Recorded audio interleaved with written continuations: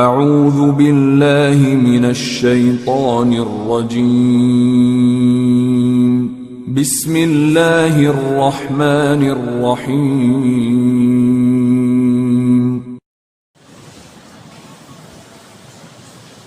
ان الحمد للہ نحمده ونستعینه ونستغفره ونؤمن به ونتوکل علیہ ونعوذ باللہ من شرور انفسنا ومن سیئات اعمالنا من يهده الله فلا مضل له ومن يضلل فلا هادي له واشهد ان لا اله الا الله واشهد ان محمدا عبده ورسوله صلى الله عليه وعلى اله واصحابه اجمعين اما بعد فإن خير الحديث كتاب الله وخير الهدي هدي محمد صلى الله عليه وسلم وشر الأمور محدثاتها وكل محدثة بدعة وكل بدعة ضلالة وكل ضلالة في النار فأعوذ بالله من الشيطان الرجيم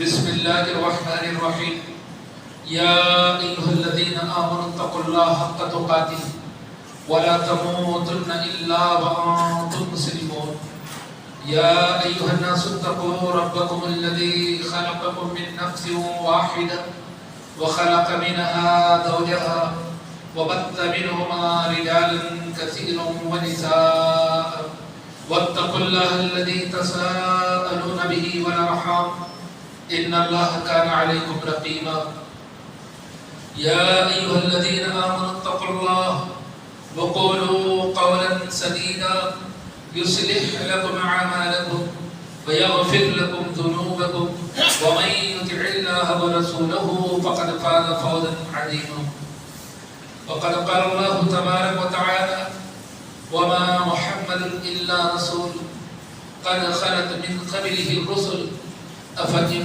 مات أو قتل انقلبتم على أعقابكم ومن ينقلب على عقبيه فلن يضر الله شيئا وسيجزي الله الشاكرين. تمام تعریفیں اس ذات وحدہ لا شریک کے لیے لائق و زیبا ہے جو ساری کائنات کا پالنہار ہے.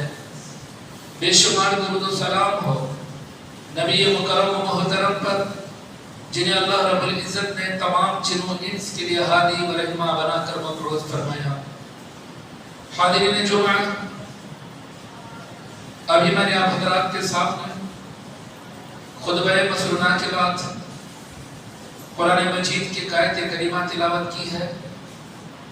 آج کے موضوع کے مناسبت سے آج کا موضوع آپ احباب کے لیے نیا نہیں ہے، اور آپ اب جس مہینے میں ہم زندگی گزار رہے ہیں یہ مہینہ بھی ہمارے لیے نیا نہیں ہے، کیونکہ ہر سال ماہ ربیع الاول آئے گا. جب تک ہماری زندگی ہے ہم جائیں گے بھی تو یہ مہینہ آتا رہے گا جب تک کہ قیامت قائم نہ ہو جائے. یہی وہ مہینہ ہے جس مہینے کے اندر با اختلاف اقوال نبی صلی اللہ علیہ وسلم کی ولادت ہوئی ہے. عبد القادر جیلانی رحمہ اللہ کی وقت نبی صلی اللہ علیہ وسلم کی ولادت 10 محرم الحرام کو ہوئی ہے. یہ اختلافات نبی صلی اللہ علیہ وسلم کی ولادت میں مہینے کا ہے. دوسرا تاریخ کے اعتبار سے 8، 9، 12 ربیع الاول جو ولادت کے تعلق سے ہے، لیکن مہینہ متفقہ طور پر یہی ماہ ربیع الاول ہے. جنہوں نے تاریخ میں اختلاف کیا ہے رہا نبی صلی اللہ علیہ وسلم کی وفات کا معاملہ جو آج کا موضوع ہے، وفات رسول صلی اللہ علیہ وسلم. امت محمدیہ ویسے تو سیرت کے کسی پہلو کو بھی نہیں پڑھتی ہے. نبی صلی اللہ علیہ وسلم کی سیرت کو جاننا، نبی صلی اللہ علیہ وسلم کی سیرت کو معلوم کرنا، یا گھروں کے اندر اپنے بچوں کو نبی صلی اللہ علیہ وسلم کی سیرت کا پہلو چھوٹا چھوٹا تھوڑا تھوڑا کر کے روزانہ کچھ نبی صلی اللہ علیہ وسلم کی سیرت کے واقعات یہ معلوم کرانا بھی امت مسلمہ کے پاس نہ وقت ہے نہ ٹائم ہے نہ کبھی اس کی کبھی فکر اور سوچ بھی ہے. بچوں کو موبائل فون دیا جاتا ہے، کئی گھنٹے وہ لوگ اس فون کے دیکھنے میں نکال رہے ہیں. مائیں کئی گھنٹے اپنے سیریلز کے دیکھنے میں لگا رہی ہے. والد کئی گھنٹے نیوز دیکھنے میں یا جس کو جو انٹرسٹ ہے جس چیز کے دیکھنے کا سمجھ رہا، کسی کو کپل کے دیکھنے کا انٹرسٹ ہے، کسی کو کرائم دیکھنے کا انٹرسٹ ہے. بہرحال شب و روز ماں باپ اپنے گھروں کے اندر اپنے اپنے شوق اور اپنے ٹیسٹ کے اعتبار سے اپنے وقت کو صرف کر رہے ہیں. لیکن کسی ماں باپ کو یہ فکر نہیں ہے کہ نبی صلی اللہ علیہ وسلم جو خاتم النبیین ہے، امام الانبیاء ہے، آخری پیغمبر ہے، اس نبی صلی اللہ علیہ وسلم کے سیرت کو بھی اپنے بچوں کو سکھائیں، اپنے بچوں کو بتائیں. خود سیرت کا کچھ پہلو اسی ذریعے سے حاصل کر رہے ہیں. تو میرے دوستو، آج نبی صلی اللہ علیہ وسلم کے سیرت کا وہ پہلو جس کو آخری زندگی کا آخری پہلو قرار دیا جائے گا، الوداعی پہلو نبی صلی اللہ علیہ وسلم کی سیرت کا ہے. جہاں سے نبی صلی اللہ علیہ وسلم کی وفات کا معاملہ ہوا، یہ اور بات ہے. امت مسلمہ کا ایک بڑا طبقہ نبی صلی اللہ علیہ وسلم کی وفات کو ہی نہیں مانتا، نبی صلی اللہ علیہ وسلم کی موت کا ہی وہ قائل نہیں ہے. دلائل کے باوجود، براہین کے باوجود نبی صلی اللہ علیہ وسلم کی وفات، موت کے وعدے دلائل موجود ہے، اس کے باوجود بھی پھر بھی اگر وہ انکار کریں، اس کو محبت کا نام دیں اور محبت کے طور پر ہم نبی کی وفات کو ہی نہیں مانتے، تو پھر یہ محبت کس کام کی جو نبی کے فرامین کو نہ مانے؟ وہ محبت کس کام کی جو اللہ رب العزت کے احکامات کو نہ مانے؟ رب کے احکامات کو چھوڑ کر، نبی کے فرامین کو چھوڑ کر اگر اس کو کوئی محبت کہتا ہے تو پھر وہ خود جانے کہ اس کی کیسی محبت ہے. بہرحال نبی صلی اللہ علیہ وسلم نے اپنی زندگی کا ایک لمبا وقفہ جو نبوت کے بعد گزارا، تقریباً جس کا دور 23 سالہ دور نبوت ہے نبی صلی اللہ علیہ وسلم کا. انتہائی مختصر سے دور میں اللہ تبارک و تعالیٰ کے احکامات کو جو رب نے اتارا تھا آپ پر، انسانوں تک پہنچایا اللہ کے نبی صلی اللہ علیہ وسلم نے. اور لمحے بھر بھی کوتاہی نہیں کی. جب سے اللہ تبارک و تعالیٰ نے کہا وَأَنذِرْ عَشِيرَتَكَ الْأَقْرَبِينَ، جب اللہ نے کہا قُمْ فَأَنذِرْ يَا أَيُّهَا الْمُزَّمِّلُ قُمِ اللَّيْلَ إِلَّا قَلِيلًا، اللہ تبارک و تعالیٰ نے جب یہ احکامات اتارے، جب اللہ کے نبی کھڑے ہو گئے، تو پھر اللہ کے نبی صلی اللہ علیہ وسلم نے دعوت کو دیتے رہے یہاں تک کہ رب کائنات نے آپ کو اپنے پاس بلا نہیں لیا. جیسے جیسے قرآن مجید کی نزول کی تکمیلے کا معاملہ ہوا، دین کامل ہوتا رہا، جو بھی احکامات اس انسانیت کے لیے اتارنے تھے وہ اتارتے رہے. رب کائنات نے اس دین کے تکمیلے کا جب معاملہ کیا تو بطور علامت، بطور نشانی نبی صلی اللہ علیہ وسلم کو اشاروں کے اندر پیغام بھی دیا کہ اللہ کے نبی اب آپ کا کام اس دنیا میں ختم ہو چکا ہے، اب آپ کا معاملہ اس دنیا کے لیے نہیں ہے. اسی لیے اللہ کے نبی صلی اللہ علیہ وسلم وہ رمضان جس رمضان کے بعد دوبارہ رمضان نبی صلی اللہ علیہ وسلم کی زندگی کے اندر نہیں آیا. ہر رمضان میں اللہ کے نبی صلی اللہ علیہ وسلم 10 دن کا اعتکاف کرتے تھے، لیکن اللہ کے نبی صلی اللہ علیہ وسلم نے اس رمضان میں 20 دن کا اعتکاف کیا. جبریل امین ہر سال نبی صلی اللہ علیہ وسلم کو قرآن کا 1 مرتبہ دورہ کرایا کرتے رمضان میں، لیکن اس رمضان جبریل امین نے 2 مرتبہ دورہ کرایا. اس طرح اللہ کے نبی صلی اللہ علیہ وسلم جب حجۃ الوداع کے لیے گئے، اللہ کے نبی صلی اللہ علیہ وسلم نے جب ارکان حج ادا کر رہے ہیں، کبھی مینا کے ایام میں، کبھی جمرات کے بعد، اور کبھی اللہ کے نبی صلی اللہ علیہ وسلم عرفہ کے اندر، مزدلفہ کے اندر، اللہ کے نبی صلی اللہ علیہ وسلم امت کو یہ پیغام دے رہے تھے کہ شاید میرا یہاں پر یہ آخری سال ہے، اس کے بعد شاید میں دوبارہ کبھی اس جگہ پر تم سے نہیں ملوں گا. کہیں اللہ کے نبی صلی اللہ علیہ وسلم نے فرمایا خذوا مناسککم، لوگوں مجھ سے حج کے مناسک سیکھ لو، لوگوں مجھ سے حج کے احکامات سیکھ لو، شاید آج کے بعد دوبارہ میری ملاقات تم سے اس جگہ پر نہیں ہوگی. ایام تشریف کے دن ہے، اسی دوران اللہ تبارک و تعالیٰ سورۃ النصر اتار دیتا ہے، اذا جاء نصر اللہ والفتح ورأيت الناس يدخلون في دين الله أفواجا فسبح بحمد ربك واستغفر إنه كان توابا۔ اللہ تبارک و تعالیٰ نے یہ سورت اتار دی، یہ سورت اتار کر پیغام دے دیا، اللہ کے نبی صلی اللہ علیہ وسلم فتح بھی ہو گئی، نصرت بھی آ گئی، آپ لوگوں کو دیکھ رہے ہیں کہ لوگ فوج در فوج اسلام کے اندر داخل ہو رہے ہیں، اب بس اللہ کی مغفرت طلب کیجیے، اس کی تدبیر بیان کیجیے، رب کی تدبیر بیان کیجیے، رب سے مغفرت طلب کیجیے۔ اشارہ تھا نبی صلی اللہ علیہ وسلم کو کہ اللہ کے نبی صلی اللہ علیہ وسلم اب آپ کی زندگی کے آخری میں رہ رہے ہیں، ابھی بس آپ کو استغفار اور اللہ کی تدبیر بیان کرنے کا وقت ہے، اب جو دعوت کا کام تھا، جو دعوت کے معاملات تھے وہ پورے ہو رہے ہیں اور اللہ کی فتح بھی آ گئی، نصرت بھی آ گئی، اب آپ تسبیح اور استغفار کی طرف توجہ کیجیے۔ کہیں اللہ تبارک و تعالیٰ نے اسی دوران کہا الیوم اکملت لکم دینکم واتممت لکم نعمتی ورضیت لکم الاسلام دینا، لوگوں آج میں نے تمہارے لیے تمہارے دین کو پورا کر دیا ہے، تمہارے لیے میں نے اپنی نعمت پوری کر لی ہے اور تمہارے لیے میں نے دین اسلام کو ختم کر لیا ہے۔ اس طرح کے اللہ کے نبی صلی اللہ علیہ وسلم کو پیغام دیا جاتا ہے۔ حجۃ الوداع سے واپسی ہوئی، اوائل ماہ سفر کے اوائل کے اندر اللہ کے نبی صلی اللہ علیہ وسلم احد کے دامن میں گئے، جہاں شہدائے احد کو دفن کیا گیا ہے۔ اللہ کے نبی صلی اللہ علیہ وسلم نے وہاں جا کر ان کے لیے مغفرت کی دعا کی، زندوں کے لیے بھی اور مردوں کے لیے بھی۔ اللہ کے نبی صلی اللہ علیہ وسلم ان کے لیے مغفرت کی دعا کی، واپس آئے۔ اللہ کے نبی صلی اللہ علیہ وسلم منبر پر چڑھے، آپ نے لوگوں کو خطبہ دیتے ہوئے کہا، لوگوں کو سناتے ہوئے کہا، لوگوں میں تمہارا میر کارواں ہوں، میں تمہارا پیشوا ہوں، میں تمہارے آگے ہوں اور میں تمہارے لیے میرے کارواں کے طور پر اس کارواں کی تیاری کرنے والا ہوں۔ ممکن ہے کہ میں اپنے حوض کوثر کو یہاں رہ کر دیکھ رہا ہوں، اب تمہاری میری ملاقات کچھ دنوں کے بعد جو ہوگی وہ حوض کوثر پر ہوگی۔ اس کے بعد اللہ کے نبی صلی اللہ علیہ وسلم فرماتے ہیں تم پر مجھے اس بات کا ڈر نہیں ہے، اس بات کا خوف نہیں ہے کہ تم لوگ میرے بعد شرک کرو گے۔ یہ کس کو خطاب ہے؟ صحابہ کو خطاب ہے۔ اللہ کے نبی صلی اللہ علیہ وسلم نے گواہی دے دی، پیغام دے دیا۔ جن بعض لوگوں کا ہے نا معاملہ، نبی صلی اللہ علیہ وسلم کی وفات کے بعد سارے صحابہ یا بعض صحابہ مرتد ہو گئے، ارتداد اختیار کر لیے، اسلام کو چھوڑ کے پھر کفر اختیار کر لیے۔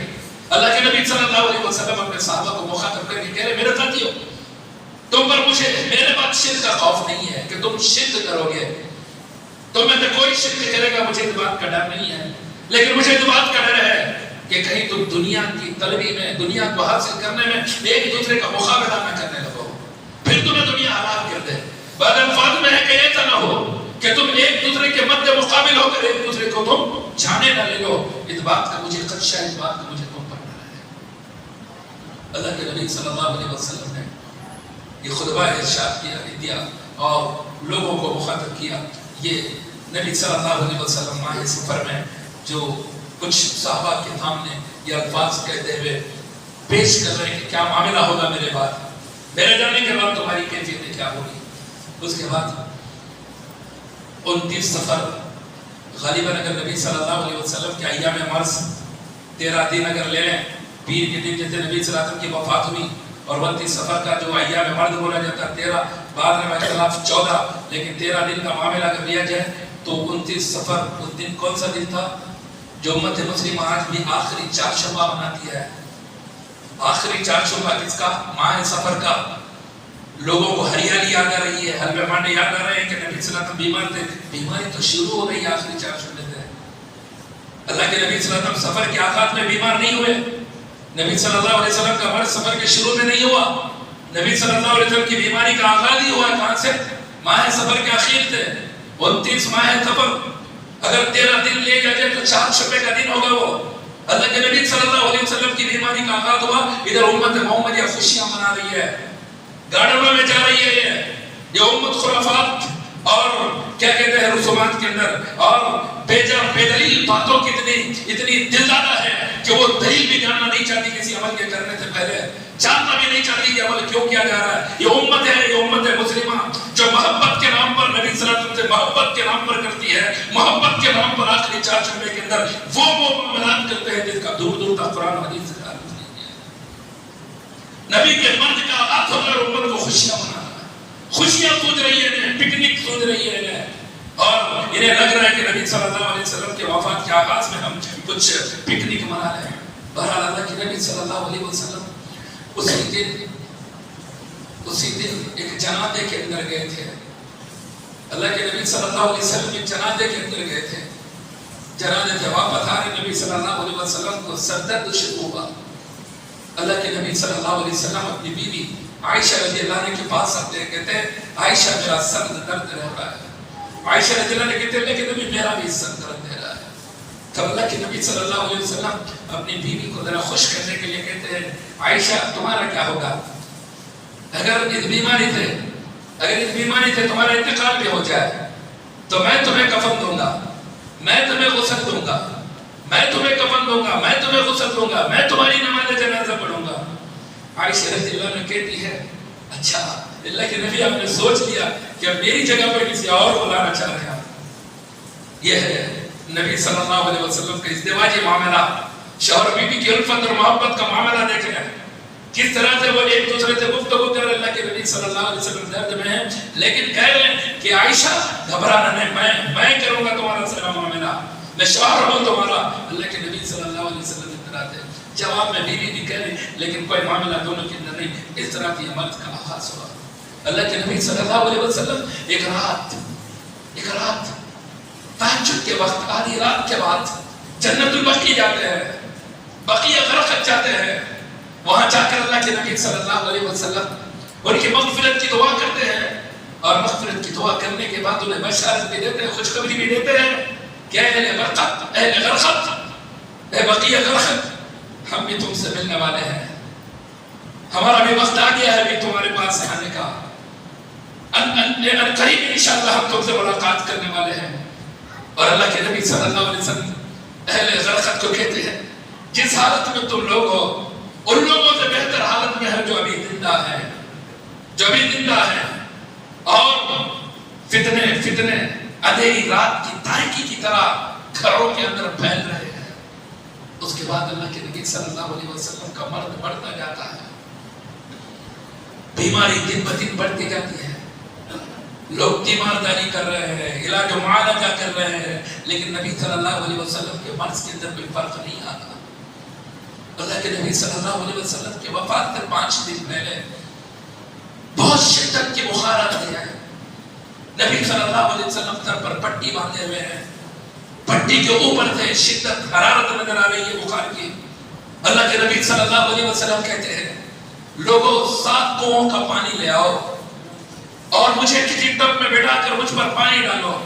نبی صلی اللہ علیہ وسلم کے فرمان کی تکمیل کرتے ہوئے مختلف 7 کنووں کا پانی لایا جاتا، نبی صلی اللہ علیہ وسلم کے تشت میں بٹھایا جاتا ہے، اللہ کے نبی صلی اللہ علیہ وسلم پر پانی ڈالا جا رہا ہے، اس وقت تک ڈالا گیا جب تک اللہ کے نبی صلی اللہ علیہ وسلم نے کہا کہ بس۔ اس کے بعد اللہ کے نبی صلی اللہ علیہ وسلم مسجد نبوی آتے ہیں، منبر پر بیٹھ جاتے ہیں، صحابہ سامنے بیٹھے ہوئے ہیں۔ اللہ کے نبی صلی اللہ علیہ وسلم پہلے تو کہتے ہیں لعن اللہ الیہود والنصارى اتخذوا قبور انبیائہم مساجدا، اللہ کی لعنت ہو یہودیوں پر، اللہ کی لعنت ہو نصارہ پر جنہوں نے اپنے نبی کی قبروں کو سجدہ بنا لیا، عبادت گاہ بنا لیا۔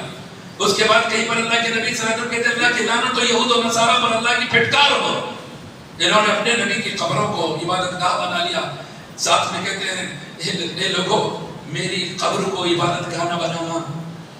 پیغام دے رہے اللہ کے نبی صلی اللہ علیہ وسلم کہ ابھی میرا وقت قریب ہے کہ میں کہاں جاؤں، قبر میں جاؤں۔ اسی لیے اللہ کے نبی صلی اللہ علیہ وسلم کہہ رہے ہیں میری قبر کو تم لوگ عبادت گاہ نہ بنانا، عبادت کا ذریعہ نہ بنانا۔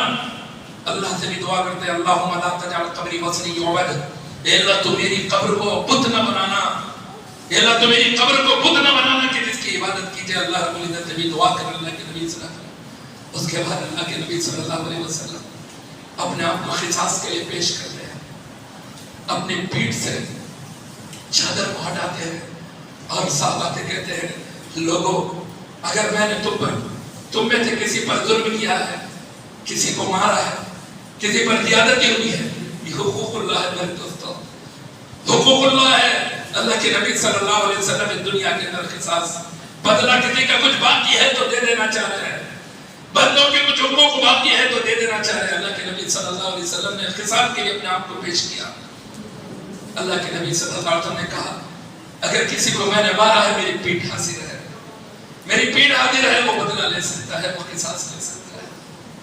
اللہ کے نبی صلی اللہ علیہ وسلم کہتے ہیں اگر میں نے کسی کو برا بھلا کہا ہے، اگر میں نے کسی کو تکلیف دے باتیں کہی ہے، وہ ابھی مجھ سے بدلہ لے لے، وہ ابھی مجھ سے قصاص لے لے۔ اس کے بعد اللہ کے نبی صلی اللہ علیہ وسلم نماز ظہر کا وقت آتا ہے، نماز ظہر پڑھاتے ہیں، پھر اس کے بعد اللہ کے نبی صلی اللہ علیہ وسلم دوبارہ منبر پر جاتے ہیں۔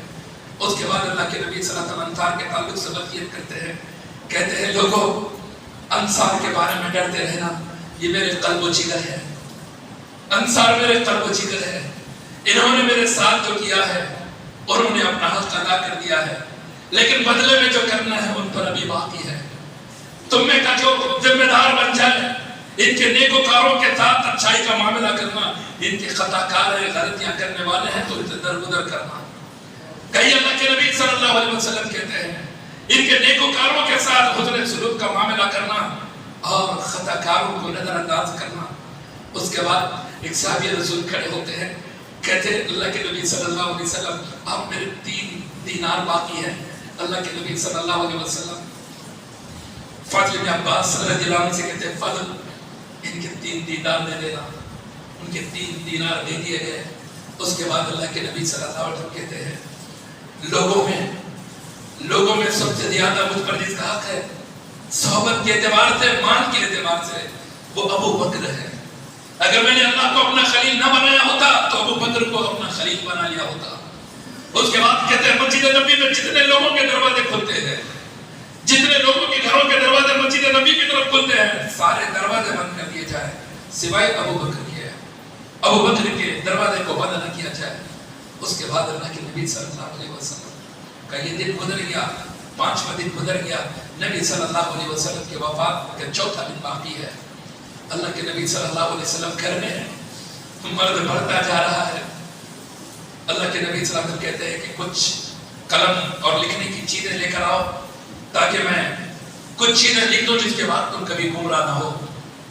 عمر بن خطاب رضی اللہ عنہ کہتے ہیں اللہ کے نبی ابھی رہنے دیجیے، آپ کی طبیعت ٹھیک نہیں ہے، آپ ٹھیک ہو جائے گا۔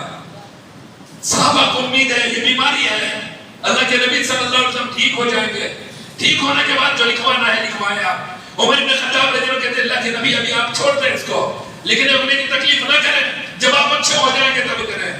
بعض صحابہ کہتے ہیں اللہ کے نبی آپ لکھا دیں، کیا لکھانا چاہتے ہیں؟ یہاں تک کہ آپس میں شور ہوا، اللہ کے نبی صلی اللہ علیہ وسلم نے کہا کہ تم لوگ یہاں سے چلے جاؤ۔ اس کے بعد اللہ کے نبی صلی اللہ علیہ وسلم نے کچھ دیر کے بعد کچھ چیزیں لکھوائی جن میں یہ تھا کہ یہود و نصارہ مشرکین کو جزیرۃ العرب سے نکال دینا۔ جتنا جزیرۃ العرب ہے اس عرب کے اندر مشرکین نہ دکھے، یہود و نصارہ نہ دکھے۔ پھر اسی کے ساتھ اللہ کے نبی صلی اللہ علیہ وسلم نے کہا وفود جب آئیں گے، کچھ قافلے قبیلے کے لوگ جب ملنے آئیں گے، جیسے میں ان کا احترام کرتا تھا، اکرام کرتا تھا، میرے بعد ان کا اسی طرح سے احترام اور اکرام کیا جائے۔ راوی یہ بھول گئے کہ تیسری چیز اللہ کے نبی صلی اللہ علیہ وسلم نے کیا کہی تھی۔ آپ نے یہ کہا تھا کہ اسامہ بن زید کے لشکر کو روانہ کیا جائے، یا آپ نے یہ کہا تھا کہ تم اپنے بیویوں کے ساتھ یا ماندار غلاموں کے ساتھ اپنے سلوک کا معاملہ کرو، یا آپ نے یہ کہا تھا کہ قرآن و حدیث کو مضبوطی سے تھام لو۔ راوی حدیث کہتے ہیں میں بھول گیا ان میں سے کون سی چیز تھی۔ اللہ کے نبی صلی اللہ علیہ وسلم کی وفات کے لیے 3 دن باقی ہے اور وہ جمعہ کا دن ہے۔ اللہ کے نبی صلی اللہ علیہ وسلم خطبے کے لیے بھی نہیں آئے۔ نبی صلی اللہ علیہ وسلم کی طبیعت بگڑتے جا رہی ہے، یہاں تک کہ اللہ کے نبی صلی اللہ علیہ وسلم کی وفات کے لیے 1 دن باقی ہے۔ اللہ کے نبی صلی اللہ علیہ وسلم اس دن ذرا طبیعت میں بحال ہوا۔ ابو بکر صدیق رضی اللہ عنہ نماز ظہر پڑھ رہے ہیں، لوگ ابو بکر صدیق رضی اللہ عنہ کی امامت میں نماز ظہر ادا کر رہے ہیں۔ اللہ کے نبی صلی اللہ علیہ وسلم آتے دیکھتے ابو بکر صدیق رضی اللہ عنہ پیچھے ہٹنا چاہتے ہیں. اللہ کے نبی صلی اللہ علیہ وسلم نے کہا ابو بکر اپنی جگہ پر کھڑے رہو. پھر نبی صلی اللہ علیہ وسلم کو ابو بکر صدیق رضی اللہ عنہ کے بازو بٹھایا گیا. اللہ کے نبی صلی اللہ علیہ وسلم نماز پڑھا رہے, تکبیرات کو ابو بکر صدیق رضی اللہ عنہ لوگوں تک پہنچا رہے. اس کے بعد پھر نبی صلی اللہ علیہ وسلم پر دوسری کسی نماز کا وقت نہیں آیا. نبی صلی اللہ علیہ وسلم پر یہ آخری دن, یعنی کہ ہفتے اتوار کے دن کا معاملہ, افطار کے دور کا معاملہ یہ ہے. اس سے پہلے اللہ کے نبی صلی اللہ علیہ وسلم نے جب مغرب کی نماز پڑھا کر گئے, عشاء کی نماز سے پہلے اللہ کے نبی صلی اللہ علیہ وسلم آنا چاہ رہے تھے. 2 دن پہلے عشاء کی نماز پڑھانے آنا چاہ رہے تھے, لیکن طبیعت ٹھیک نہیں ہو رہی تھی. اللہ کے نبی صلی اللہ علیہ وسلم پر غشی کاری ہو رہی تھی, بے ہوش ہو جا رہے تھے آپ. پھر جیسے ہی ہوش آتا آپ پوچھتے کہ لوگوں نے عشاء پڑھ لی. کہا گیا کہ اللہ کے نبی لوگ انتظار کر رہے ہیں آپ کا, لوگ آپ کا انتظار کر رہے ہیں. پھر اللہ کے نبی صلی اللہ علیہ وسلم پر غشی کاری ہوتی. اللہ کے نبی صلی اللہ علیہ وسلم کو جب ہوش آتا تو کہتے کہ لوگوں نے نماز پڑھ لی. صحابہ کہتے اللہ کے نبی نہیں. عائشہ رضی اللہ کہتے کہ اللہ کے نبی نہیں, لوگ ابھی آپ کا انتظار کر رہے ہیں. اللہ کے نبی صلی اللہ علیہ وسلم نے بعد میں کہا مرو ابا بکر, ابو بکر رضی اللہ عنہ کو حکم دو کہ وہ لوگوں کو نماز پڑھائے. عائشہ رضی اللہ عنہ کہتی اللہ کے نبی کسی اور سے کہے, کسی اور کو کہے. ابو بکر نرم دل آدمی ہے, وہ آپ کی جگہ پر نہیں کھڑے رہ سکیں گے. لیکن اللہ کے نبی صلی اللہ علیہ وسلم کہتے ہیں ابو بکر کو حکم دو کہ وہ نماز پڑھائے. لیکن عائشہ رضی اللہ عنہ وہی کہتی ہے کہ اللہ کے نبی کسی اور کو کہے حکم کہ وہ نماز پڑھائے. اخیر میں اللہ کے نبی صلی اللہ علیہ وسلم کہتے ہیں تم تو یوسف والی لگتی ہو, یعنی کہ دل میں تم کچھ اور سوچ رہے ہو, زبان سے کچھ اور. کیونکہ عائشہ رضی اللہ عنہ کا منشا تھا کہ کہیں لوگ ابو بکر صدیق رضی اللہ عنہ کو تانا نہ دیں کہ نبی صلی اللہ علیہ وسلم کی وفات کے بعد میرے تو انسان ہے, انسانوں کے جو معاملات ہوتے ہیں ہر زمانے میں ہر انسان کے ساتھ ہوتا ہے. تو اس لیے اللہ کے نبی صلی اللہ علیہ وسلم نے کہا تمہارے دل میں کچھ اور ہے, زبان سے کچھ اور کہہ رہے ہو. عائشہ رضی اللہ عنہ کا معاملہ تھا کہ کہیں لوگ تانا نہ دیں ابو بکر صدیق رضی اللہ عنہ کو کہ دیکھو یہ نبی صلی اللہ علیہ وسلم کی زندگی کے اندر نماز پڑھے اور اللہ کے نبی صلی اللہ علیہ وسلم کی وفات ہو گئی. اس طرح سے کوئی بدشگون نہ رہے. اللہ کے نبی صلی اللہ علیہ وسلم نے کہا کہ ابو بکر کو حکم دو کہ وہ لوگوں کو نماز پڑھائے. وہاں سے ابو بکر صدیق رضی اللہ عنہ نماز پڑھا. تقریباً نبی صلی اللہ علیہ وسلم کی زندگی میں ابو بکر صدیق رضی اللہ عنہ نے 17 نمازیں پڑھائی ہیں. اس کے بعد نبی صلی اللہ علیہ وسلم کی زندگی کا آخری دن صبح نماز فجر میں صحابہ مسجد نبی کے اندر نمازیں پڑھ رہے ہیں.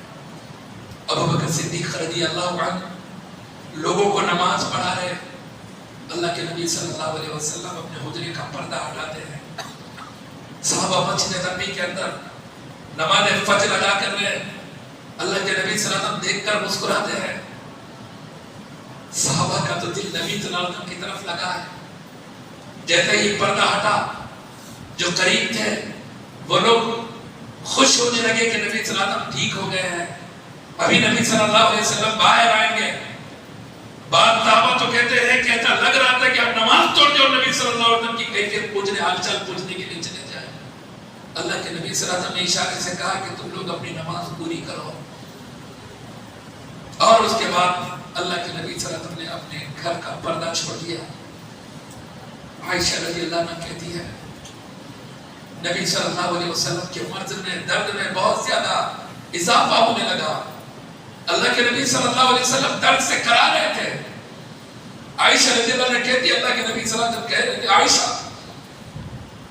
وہ خیبر کا زہر ہے, وہ زہرانہ بکری جس کا میں نے ایک لقمہ کھایا تھا, جس کا ایک لقمہ میں نے نوچ کیا تھا, وہ زہر آج اتنا تکلیف دے رہا ہے کہ میری شہرت کٹی جا رہی ہے, میری رگیں جان کٹی جا رہی ہے. اس زہر کی بنا پر میری رگیں جان کٹی جا رہی ہے, اس کی اتنی شدت سے تکلیف ہو رہی ہے. اللہ کے نبی صلی اللہ علیہ وسلم لیٹ نہیں سک رہے, اٹھ کر بیٹھتے ہیں. عائشہ رضی اللہ عنہ کہتی ہے میں نے اپنا ٹیک دیا, اپنے سینے سے نبی صلی اللہ علیہ وسلم کو لگایا. اللہ کے نبی صلی اللہ علیہ وسلم کہتے ہیں مجھے پانی دو, پانی کا مشکیزہ دیا گیا. اللہ کے نبی صلی اللہ علیہ وسلم مشکیزہ دے پانی لیتے اپنے چہرے پر مارتے ہیں اور کہتے ہیں لا الہ الا اللہ, لا الہ الا اللہ, الا ان للموت سکرات. لوگوں سنو, موت کے لیے سختیاں ہیں, موت کے لیے سختیاں ہیں. اللہ کے نبی صلی اللہ علیہ وسلم یہ الفاظ کہہ رہے ہیں.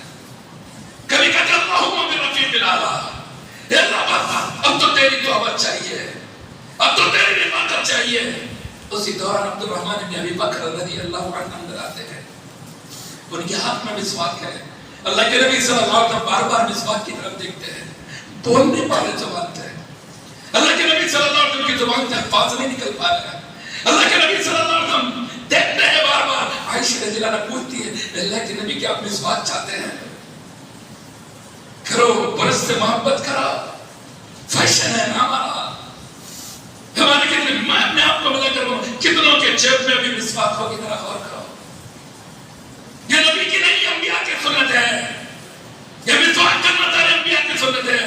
بڑی محبت ہے اللہ کے نبی صلی اللہ علیہ وسلم کو مسواک کی۔ اللہ کے نبی نے کہا یہ منہ کی پاکی رب کی رضامندی ہے، یہ رب راضی ہوتا ہے جو مسواک کرتا ہے۔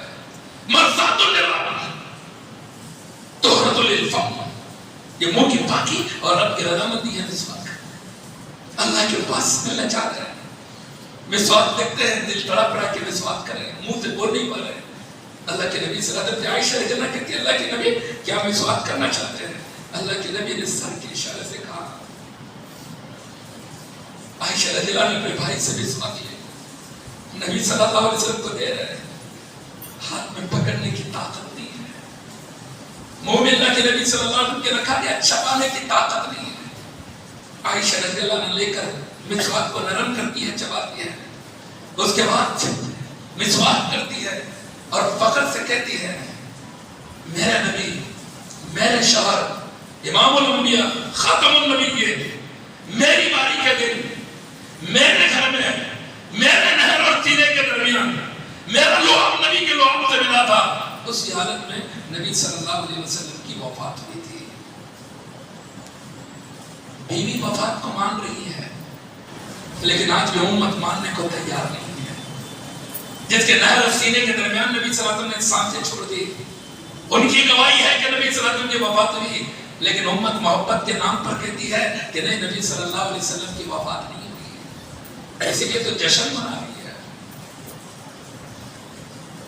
مجلسوں میں بلا رہی ہے آج کی امت، درود کی محفل بلا کر کھڑے ہو رہے کہ ابھی اللہ کے نبی آ رہے ہیں۔ اتنا مذاق نبی صلی اللہ علیہ وسلم کا، یہی کیفیت ہے۔ اللہ کے نبی صلی اللہ علیہ وسلم اتفاق کر کے بیٹھے ہیں، تکلیف میں ہے، اسی دوران آپ کی چہیتی بیٹی نبی صلی اللہ علیہ وسلم کی پیاری بیٹی فاطمہ رضی اللہ عنہا آتی ہے، والد کو دکھ میں دیکھتی ہے، تکلیف میں دیکھتی ہے، کہتے واہ کربا بتا، ہے میرے ابا جان کی تکلیف، ہے میرے والد کی تکلیف۔ اللہ کے نبی صلی اللہ علیہ وسلم اپنی بیٹی کو تسلی دیتے ہیں، لیس علی ابیک کرب بعد الیوم، بیٹی تمہارے والد کی آج کی آخری تکلیف ہے، آج کے بعد تمہارے والد کو کوئی تکلیف نہیں ہوگی، آج آخری تکلیف ہے تمہارے والد کی، اس کے بعد کبھی تکلیف نہیں ہوگی۔ اس کے بعد اللہ کے نبی صلی اللہ علیہ وسلم اپنی بیٹی سے سرگوشی کرتے ہیں، کیسے سرگوشی ہوگی ذرا دیکھیں۔ ماں عائشہ رضی اللہ عنہا حجرے میں موجود ہے، بیٹی فاطمہ رضی اللہ عنہا آئی ہے، والد و بیٹی دونوں گفتگو کر رہے ہیں۔ اللہ کے نبی صلی اللہ علیہ وسلم نے کچھ کہا، فاطمہ رضی اللہ عنہا رو رہی ہے، رونا دیکھ کر باپ ہے نا، مت رلاؤ بیٹیوں کو، بیوی ہے وہ نوکرانی نہیں ہے ہماری۔ بہت سارے جو سوچتے ہیں میں ہوں، ارے وہ کسی باپ کی جگر کا ٹکڑا ہے، وہ کسی ماں کا دل کا جگر کا ٹکڑا ہے، وہ جس نے کہ تمہارے ماتحت دیا ہے، تمہاری نگرانی میں دیا ہے، اس لیے نہیں کہ تم ظلم کرو، اس لیے نہیں کہ اس کو ستاؤ، اس لیے نہیں کہ تم اس کو رلاؤ۔ جب بیٹی شکایت کرتی ہے تکلیف کی، درد کی، باپ کو دل میں تکلیف ہوتی ہے، ماں کے دل میں چپتی ہے وہ تکلیف۔ فاطمہ رضی اللہ عنہ کا رونا نبی کو گوارا نہیں ہوا۔ اللہ کے نبی صلی اللہ علیہ وسلم نے کچھ ایسی بات کہی کہ بیٹی خوش ہو جائے، بیٹی ہنسنے لگی۔ اللہ کے نبی صلی اللہ علیہ وسلم کی وفات ہوگی، اس کے بعد عائشہ رضی اللہ عنہ کہتی ہے کہ میں نے جب پوچھا عائشہ سے، فاطمہ رضی اللہ عنہ سے پوچھا، عائشہ رضی اللہ عنہ کہتی ہے کہ فاطمہ تم ایک بار ہنس رہی تھی ایک بار رو رہی تھی، بات کیا ہے؟ فاطمہ رضی اللہ عنہ نے کہا ماں یہ میرے والد کا راز ہے۔ عائشہ رضی اللہ عنہ خاموش ہو گئی سن کر۔ اس کے بعد جب وفات ہو گئی، عائشہ رضی اللہ عنہ کہتی ہے اپنی بیٹی سے، فاطمہ رضی اللہ عنہ سے بیٹے ابھی تو رازدار نہیں رہے، بتاؤ تو صحیح وجہ کیا تھی؟ تب بیٹی فاطمہ کہتی ہے ماں عائشہ میرے والد نے جب پہلی مرتبہ میں جو رو رہی تھی، میرے والد نے کہا تھا کہ میں اسی مرد میں اس دنیا سے رحلت کر جاؤں گا، اس بیماری سے میں باہر نہیں آؤں گا، اسی بیماری میں میری موت ہو جائے گی۔ جب میں نے یہ سنا مجھے تکلیف ہوئی، میں رونے لگی۔ پھر میرے والد نے مجھ سے کہا فاطمہ کیا تم اس بات پر راضی نہیں ہو کہ تم میری وفات کے بعد میرے خاندان میں سب سے پہلے میرے پاس پہنچو گی، یعنی میری وفات کے بعد سب سے پہلے جس کی موت ہوگی وہ تمہاری ہوگی، تم میرے پاس پہنچو گے، کیا تم اس بات سے راضی نہیں ہو کہ تمہیں جنتی عورتوں سے سردار بنائی جائے؟ میں سننے کے بعد خوش ہو گئی کہ میں بھی میرے والد کے پاس جلد سے جلد جانے والا ہوں۔ اس طرح میرے دوستو باپ اور بیٹی کا معاملہ رہا۔ اللہ کے نبی صلی اللہ علیہ وسلم کا مرض اور بڑھ گیا، شاید کے وقت کا جو وقت تھا شدت کو پہنچ گیا، زوال سے پہلے کا وقت، سورج کی شدت تمامت بڑھ رہی ہے، ادھر اللہ کے نبی صلی اللہ علیہ وسلم کا مرض بڑھ رہا ہے، نبی صلی اللہ علیہ وسلم بار بار بے چین ہو رہے ہیں، پانی لے کر اپنے چہرے پر مار رہے ہیں اور زبان سے لا الہ الا اللہ کے الفاظ نکل رہے ہیں اور کہہ رہے ہیں الا للموت سکرات، سنو موت کے لیے سختیاں ہیں۔ اللہ کے نبی صلی اللہ علیہ وسلم کچھ دیر کے بعد اشارہ آپ نے آسمان کی طرف کیا، انگلی کا، ہونٹ نبی صلی اللہ علیہ وسلم کے ہل رہے تھے۔ عائشہ رضی اللہ عنہ کہتی ہے کیونکہ میرے حلق اور سینے کے درمیان نبی صلی اللہ علیہ وسلم تھے، میں نے ہونٹوں کی طرف اپنے کان کو لگایا کہ نبی صلی اللہ علیہ وسلم کہہ رہے ہیں، اللہ کے نبی صلی اللہ علیہ وسلم کہہ رہے ہیں لا الہ الا اللہ، اس کے بعد اللہم بالرفیق الاعلی، اللہم بالرفیق الاعلی، ابھی آپ اللہم بالرفیق الاعلی تیسری مرتبہ کہہ رہے ہیں کہ آپ کا ہاتھ نیچے ہو گیا اور نبی صلی اللہ علیہ وسلم کی روح قبض کر لی گئی۔ انا للہ و انا الیہ راجعون۔ یہ پیر کا دن تھا، زوال سے پہلے کا وقت، چاشت کا شدت کا وقت تھا۔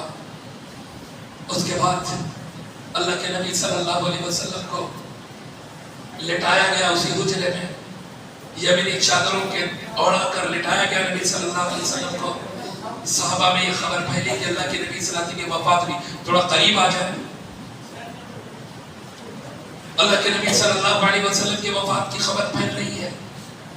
بعض صحابہ جن میں عمر بن خطاب رضی اللہ عنہ، وہ عمر بن خطاب، اللہ کے نبی نے کہا میرے بعد نبوت ہوتی تو عمر بن خطاب نبی ہوتے، وہ عمر بن خطاب رضی اللہ عنہ کی محبت کا عالم دیکھے، غم کا عالم دیکھے، وہ نہیں مان رہے، وہ کہہ رہے کہ نہیں اللہ کے نبی صلی اللہ علیہ وسلم کی وفات نہیں ہوئی۔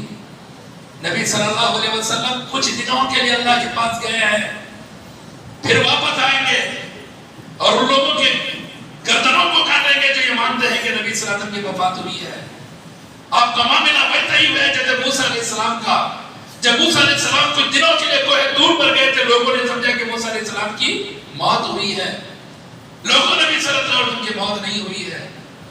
مسجد نبی کے اندر تلوار نیام سے نکال کر گھوم رہے ہیں اور لوگوں کو وارننگ دے رہے ہیں کہ جو یہ کہے گا کہ نبی صلی اللہ علیہ وسلم کی موت ہوئی ہے میں اس کی گردن اڑا دوں گا۔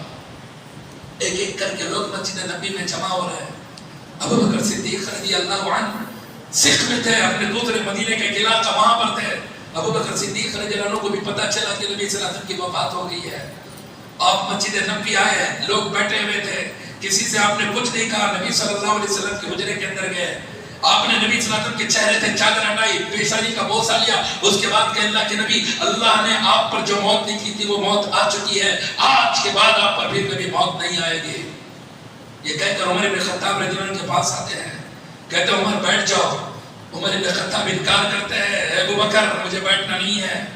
پھر ابو بکر صدیق رضی اللہ عنہ کچھ کہے بغیر کہا جاتے ہیں ممبر پر چڑھ جاتے ہیں، اللہ کی حمد و ثنا بیان کرتے ہیں، اللہ کی تعریف کرتے ہیں، اس کے بعد اسی قرآن مجید کی آیت کریمہ کی تلاوت کرتے ہیں۔ اس تلاوت سے پہلے کہتے ہیں من کان منکم یعبد محمدا فإن محمدا قد مات ومن کان یعبد اللہ فإن اللہ حی لا يموت وما محمد الا رسول قد خلت من قبله الرسل الى آخر الآیہ۔ پوری آیت تلاوت کرتے ہیں، کہتے ہیں لوگوں تم میں کا جو محمد صلی اللہ علیہ وسلم کی عبادت کرتا تھا وہ جان لے کہ اس کے معبود کی موت ہو چکی ہے۔ اگر کوئی معبود سمجھتا ہے محمد صلی اللہ علیہ وسلم کو، کوئی محمد صلی اللہ علیہ وسلم کی عبادت کرتا تھا، وہ یہ جان لے کہ محمد صلی اللہ علیہ وسلم کی موت ہو چکی ہے۔ فإن محمد قد مات، محمد صلی اللہ علیہ وسلم کی وفات ہو چکی ہے۔ اور جو اللہ کی عبادت کرتا تھا وہ جان لے کہ وہ زندہ ہے، اس کو کبھی موت نہیں آئے گی۔ پھر اس کے بعد قرآن مجید کی آیت کریمہ تلاوت کرتے ہیں وما محمد الا رسول، محمد رسول ہے، رب نہیں ہے۔ وہ رب ہے جو ہمیشہ زندہ ہے، ہمیشہ زندہ رہے گا، اس کو موت نہیں آئے گی۔ اس آیت کریمہ کو تلاوت کر کے مدلل بنانا چاہے اپنے بات کو کہ محمد صلی اللہ علیہ وسلم نہیں ہے مگر رسول، قد خلت من قبلہ الرسل۔ اور بھی انبیاء تھے، دوسرے نبیوں کے بارے میں تو تم یہ نہیں کہتے کہ وہ بھی ہمیشہ کے لیے زندہ ہے، وہ رسول جاتے ہیں، یہ بھی رسول ہے، اس سے پہلے ان سے پہلے بھی رسول آئے اور گزر گئے، آپ بھی رسول ہیں، اگر آپ بھی گزر جائیں افَإِن مَاتَ أَوْ قُتِلَ انقلبتم عَلَىٰ أَعْقَابِكُمْ، اگر یہ رسول محمد صلی اللہ علیہ وسلم کی موت ہو جائے یا قتل کر دیے جائیں تو کیا تم اپنے ایڑیوں کے بعد واپس پلٹ جاؤ گے، پھر اسی جہالت کو اختیار کرو گے؟ اس آیت کریمہ کو تلاوت کرنے کے بعد آگے اللہ نے وارننگ دی وَمَن يَنْقَلِبْ عَلَىٰ عَقِبَيْهِ، دلائل کے باوجود، براہین کے باوجود، احکامات کے باوجود اگر پھر بھی کوئی ایڑیوں کے بعد واپس پلٹتا ہے، پھر بھی رد کرتا ہے دلائل کا، احکامات کو چھوڑ کر اپنی عقل دوڑاتا ہے، روگردانی کرتا ہے، لوٹ جاتا ہے دلائل سے، وہ اللہ کا ذرہ برابر بھی کوئی نقصان نہیں پہنچائے گا، اور انقریب اللہ شکر کرنے والوں کو اجر دے گا، بدلہ دے گا۔ اس آیت کے بعد صحابہ کا ڈاؤٹ ختم ہو گیا، ابو بکر صدیق رضی اللہ عنہ کے اس خطبے کے بعد صحابہ کا ڈاؤٹ کلیئر ہو گیا۔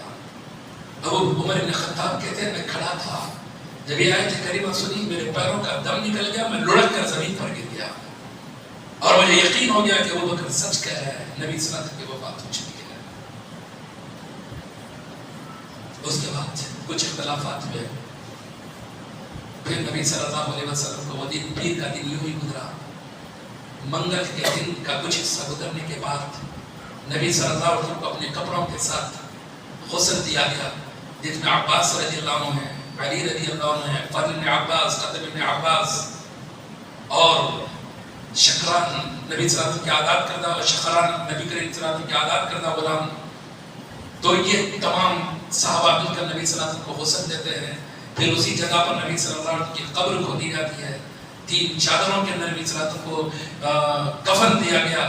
پھر اس کے بعد جیسے جیسے وقت گزر رہا ہے، اس کے بعد نماز جنازہ پڑھی جاتی ہے منگل کے دن، اور پہلے آپ کے خاندان کے لوگ پھر 10 لوگ کرتے ہوئے، آپ کے کوئی امام نہیں تھے۔ ابھی چلا پرسوں کسی نے کہا کہ پہلی نماز جنازہ اللہ کے نبی کی کس نے پڑھی؟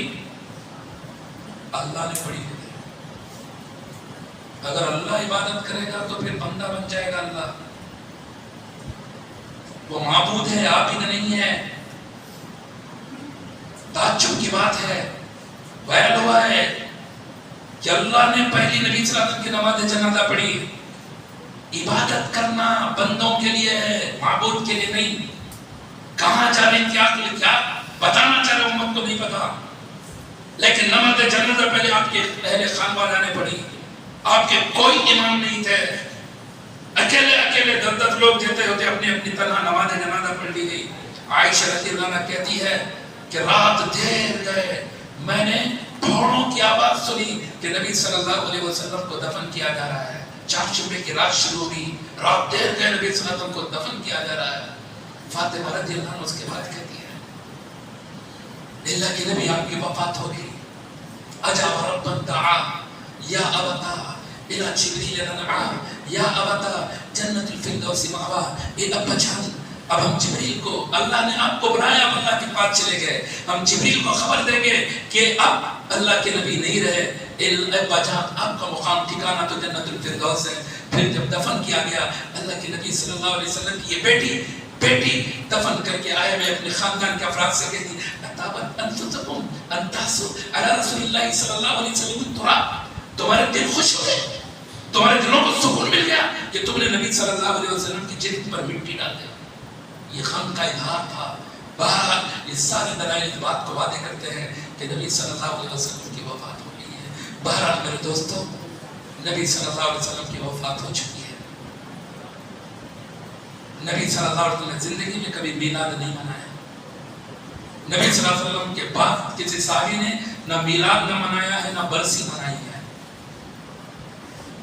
نبی صلی اللہ علیہ وسلم کی وفات کے بعد تیجا، فاتحہ، دیارت، چہلم، 10واں 20واں کچھ بھی نہیں ہوا ہے۔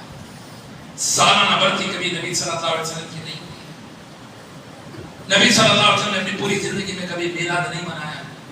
یہ میلاد بدعت ہے، خرافات ہے۔ یہ میلاد النبی کا جلسہ، جلوس، جو کچھ بھی ہو رہا ہے، یہ سب کا سب من گھڑت بے دلیل ہے۔ اگر دین سمجھ کر کر رہا ہے تو دین میں زیادتی، گمراہی ہے، ضلالت ہے۔ کوئی دلیل میلاد النبی منانے کی نہیں ہے۔ برتھ ڈے، برتھ النبی منانے کی، برتھ آف نبی منانے کی کوئی دلیل قرآن و حدیث سے نہیں ہے۔ نبی صلی اللہ علیہ وسلم کی ولادت کا منانا ثابت نہیں ہے۔ اس لیے میرے دوستو اپنے ذہن میں اس مسئلے کو واضح کر لو، نبی صلی اللہ علیہ وسلم کو اللہ نے جب موت لکھی تھی وہ موت ہو چکی ہے، اور یہ جو کچھ خرافات ولادت کے نام پر ہو رہے ہیں یہ سارے کے سارے من گھڑت بے بنیاد بے دلیل ہے۔ اس لیے اپنے آپ کو بچا لیں، اپنے آپ کو روک لیں ان جلسوں سے، جلوسوں سے، محلوں کو سجانے سے، روڑوں کو سجانے سے، چوری کی لائٹ لے کر لائٹنگ لگانے سے، مانگ کر چندہ مانگ کر کھانا کھلانے سے۔ سمجھ رہے ہیں کیا کیا ہو رہا ہے، آپ جانتے ہیں، تفصیلات آپ کو پتا ہے۔ یہ سب کچھ نبی کے نام پر ہو رہا ہے۔ اللہ کے نبی صلی اللہ علیہ وسلم نے اس چیز کا کبھی حکم نہیں دیا ہے۔ اللہ رب العزت سے دعا ہے اللہ میں جب تک زندہ رکھے، ایمان اسلام پر زندہ رکھے، موت دے تو ایمان اسلام پر موت دے۔ آمین۔ بارک اللہ لنا ولکم فی القرآن العظیم انہ تعالی جواد الکریم ملک الرؤوف الرحیم الحلیم۔